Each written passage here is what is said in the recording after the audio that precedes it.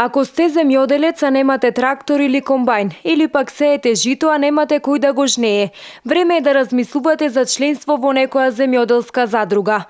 Придобивките од здружувањето се многобројни, пред се поголемо и поквалитетно производство, постигнување по висока цена и набавка на поевтини репроматеријали и механизација. Бенефитот од отварање на земјоделски задруги се гледа во тоа што државата со националната програма им одвојува еднократна помош за отварање на земјоделската задруга, односно за материјалите канцелариски, како и за сите потребни трошоци за време на отварањето на земјоделската задруга, но исто така делот од кирија или рентирање го покриваат во 5 години, со тоа што во првата година го покриваат со 100% и секоја наредна година го намалуваат за 20%, така да во петата година се смета дека ќе можат сами да си ја плаќаат киријата.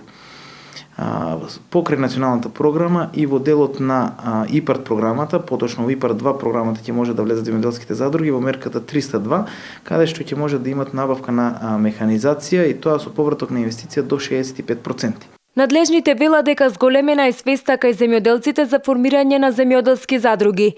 Официјалните податоци покажуваат дека за 2 години се евидентирани 35 земјоделски задруги, од кои 7 се поголеми. Сите заедно обработуваат над 1100 хектари обработлива површина. Трендот на отварање на земјоделски задруги го следат повеќе општини, така да, например, во Ресен се отвори земјоделска задруга за овоштарство, во општина Могила се отвори земјоделска задруга за житарици, во Берово за пчеларство, во Делчево за овошни култури за слива и така натаму. Најмногу земјоделски задруги во едно место има во Струмица, каде што има 3 и сите се за градинарство. Инаку годинава за земјоделските задруги се обезбедени 2,1 милион денари поддршка.